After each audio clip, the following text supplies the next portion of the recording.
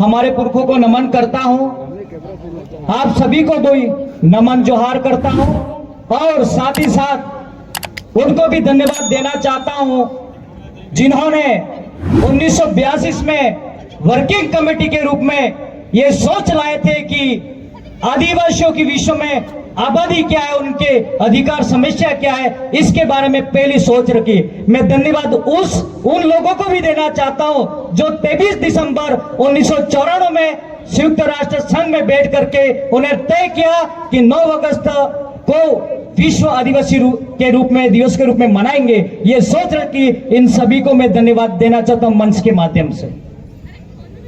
साथियों, अभी तो जो हमारा मेला रेला रास्ते में होगा, पर हम जो भी हैं वो इस मंच को सजाने का काम कर रहे हैं, इस पंडाल को सजाने का काम कर रहे हैं। आप सभी से अनुरोध रहेगा कि आप लोग स्टार्ट से लगाकर इस कार्यक्रम की समाप्ति तक यहां पे इस कार्यक्रम को आप शोभित करेंगे अनुशासित रूप से, यह मैं कहना चाहता हूं मंच के माध्यम से। आप लोगों को पता है कि हर वर्ष 1995 से ये लगातार आधिकारिक रूप से ये 9 अगस्त विश्व आदिवासी दिवस मनाया जाता है। हर साल इसकी कोई थीम होती है और इस वर्ष 2026 की थीम है स्वास्थ्य और उसकी पारंपरिक दवाइयां। आप सभी जानते हैं कि पहले समय में हमारे आयुर्वेद हुए थे, सुश्रुत, चरक, जीवक, ऐसे महान हमारे चिकित्सक हुआ करते थे, लेकिन इससे पहले भी हमारे समाज के अनगिनत और जिसका इतिहास में कोई नाम नहीं है ऐसे हमारे चिकित्सक हुआ करते थे और आज भी हमारे गांवों में हमारी देसी दवाइयों से आज भी उपचार कर रहे हैं। हमें आज जो ये अंग्रेजी दवाई है उसके साथ साथ में समय के अनुसार उसका भी उपयोग लेना चाहिए, लेकिन यदि लंबी उम्र जीनी है तो आप लोगों को हमारी जो पारंपरिक जो दवाई प्रणाली है, चिकित्सा प्रणाली है, उसको फॉलो करना चाहिए। और मैं पढ़ने वाले युवाओं को और जो छोटे बच्चे हैं और जो आज इन अंग्रेजी दवाई पर निर्भर है उनको कहना चाहूंगा कि हमारे गांवों में हमारे जो चिकित्सक, जो हमारे वृद्ध, हमारे वडील जो है उनसे अभी भी ज्ञान प्राप्त कर लेना कि कौन सा पौधा कौन सी दवाई में काम आता है, कौन से पेड़ की छाल कौन से दवाई में काम आती है, अभी भी समझ लेना। क्योंकि आने वाले समय कई सालों के बाद वापस उसी जगह पे हमको आना है जहां से हमने शुरुआत करी थी।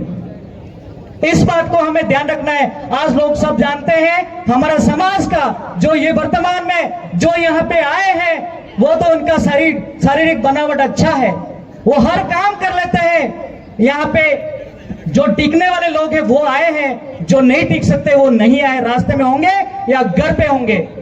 तो हमें इस समाज के लिए लड़ने के लिए, इतिहास बनाने के लिए जो हमारे महापुरुष बना के गए हैं उस आदर्श पर चलने के लिए हमारे में टेका होना चाहिए। जिसमें टेका होगा वो टिकेगा, जिसमें टेका नहीं होगा वो नहीं टिकेगा। इस बात का हमें ध्यान रखना है। इसलिए हमारे जो बच्चे हैं अभी वर्तमान समय में जो पढ़ रहे हैं, आपसे कहना चाहूंगा हमें विभिन्न प्रकार के कर्मकांड पाखंडवाद से दूर हट करके हमें भरपूर खाना खाना है और हमारे भरपूर खाना खाओगे आपका शरीर बनेगा तो आप लोग 10-10, 15-15 घंटे पढ़ पाओगे और खेल पाओगे। क्योंकि आज मणिपुर पूर्व के जो राज्य है उसके अलावा हमारे जो आदिवासी समाज के खिलाड़ी बहुत ही कम जा पाते हैं। हमारे लिए गर्व की बात है कि हमारे महाराष्ट्र, गुजरात से दीपक जो गावित थे वो जो आज स्वर्ण पदक जीते कॉमनवेल्थ गेम से, वो हमारे के लिए एक गौरव का समय है।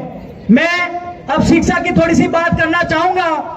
यदि याद रखना, शिक्षा अच्छी प्राप्त करना है, 12वीं पढ़ के कॉलेज करके छोड़ नहीं देना है। हमें एमए, पीएचडी, एमफिल ये तक पढ़ाई करनी है तो पढ़ाई की वैल्यू रहेगी और पढ़ाई के साथ साथ में संस्कार भी होने चाहिए। यदि पढ़ाई बड़ी उच्च श्रेणी की या उच्च लेवल की पढ़ाई करके भी यदि आप समाज और आपके इतिहास के लिए कुछ नहीं कर पाते हो, वो पढ़ाई नहीं रहेगी। इसका मतलब कह सकते हैं कि आप लिखे पढ़े हो, पढ़े लिखे नहीं कह जाओगे। इसलिए हमें पढ़े लिखे बनना है और इस बात का ध्यान रखना है। आज हमारे समाज में आप पढ़े लिखे हो जाओगे, आप विभिन्न प्रकार की जो समस्या प्रशासनिक राजनीतिक कार्य है उसका सामना अच्छी तरह से कर पाओगे आप लोग।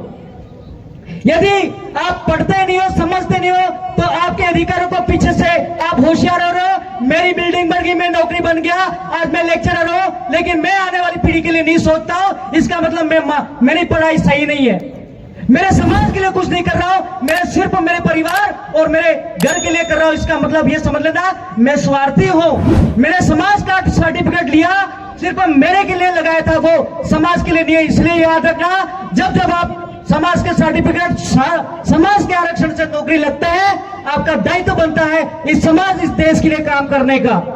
आप लोगों को पता है विभिन्न प्रकार के अवसर तो है, लेकिन नौकरियां खत्म की जा रही है। आप लोगों को पता नहीं है, आप लोगों ने देखा होगा जो IAS RS जैसी नौकरी होती है वो बैकडोर एंट्री से अंदर प्रवेश किया जा रहा है, और आप लोगों की नौकरियां खत्म हो रही है, आपके अवसर को खत्म किया जा रहा है। आप लोगों ने देखा होगा अभी जो लेक्चरर सेकंड ग्रेड की जो पोस्ट हो रही है, तो सरकारों ने क्या किया, क्राइटेरिया घोषित कर दिया, 40% पास होना जरूरी है।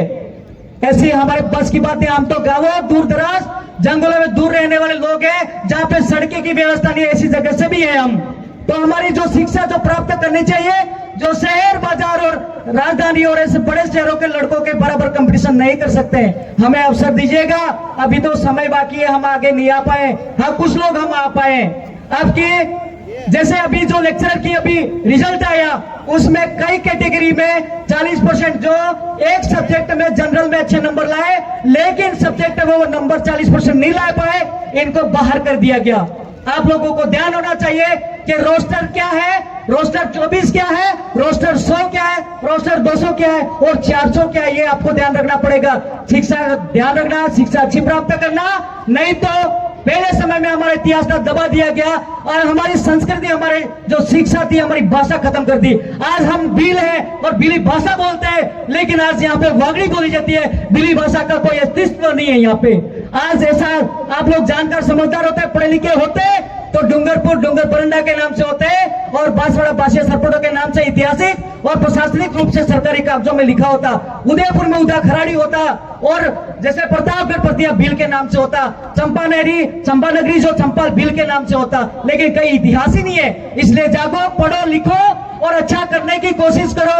आने वाला हम तो जैसे जैसे पढ़ गए और हम ढूंढ ढूंढ के इतिहास को ला रहे हैं, लेकिन आप लोग जरूर आने वाले बच्चों को तैयार करना, वो हमारा इतिहास, हमारी संस्कृति, हमारी भाषा के बारे में अध्ययन करेंगे, PhD करेंगे, लिखेंगे। मेरी PhD चल रही थी, लेकिन मैंने 3 बार लेसन दिए। मैं आदिवासी के बारे में PhD करना चाहता था, लेकिन मेरे को लेसन नहीं दिया और मैंने PhD छोड़ दी। मोहनलाल सुखड़ी यूनिवर्सिटी से मैं कर रहा था, मैंने 3 बार मैंने टॉपिक दिया, उन्होंने बना कर दिया आप नहीं कर सकते, हम दे रहे वो करो। मैंने कहा तुम दे रहे हो, मैं नहीं करूंगा, ये मैंने सोचा, मैंने नहीं की। इसलिए आप लोग जब जब आप संघर्ष करोगे, लड़ोगे, तो आपके खिलाफ सामने से समाज और प्रशासन सब भी तैयार होंगे। हमारे समय जैसा काम करने वाले लोगों के बार बार ट्रांसफर होंगे, APO होंगे, विभिन्न प्रकार की कार्रवाई होगी, लेकिन आप अग्रणी पंक्ति के लोग हैं, डरना नहीं है, पीछे कदम बढ़ा दिया, कदम आगे बढ़ाना है, पीछे नहीं बढ़ाना है। इन्हीं बातों के साथ में 2 पंक्तियां कहना चाहूंगा। यदि हमें इसके साथ में जल जंगल जमीन, आज ये जो बेतवा कैंप जो दरिया है, वहां पे अभी हमारे लोगों को विस्थापित किया जा रहा है, तो वहां पे अपन को इस तरह से आंदोलन आज इनके हो रहे, तो आने वाले देखो पास में आग जली है तो धुआं जरूर तुम्हारे पास आने वाला है। याद रखना, आज वो तड़प रहे तो कल तुमको भी तड़पना है, विस्थापित होना है। तो हमें इसके साथ साथ में जल जंगल जमीन को भी बचाना है। तो हम तो हमारी पहचान जल जंगल जमीन से। मैं 2 पंक्तियों के साथ मेरी बात को खत्म करना चाहता हूं कि जल जंगल हमारी पहचान है।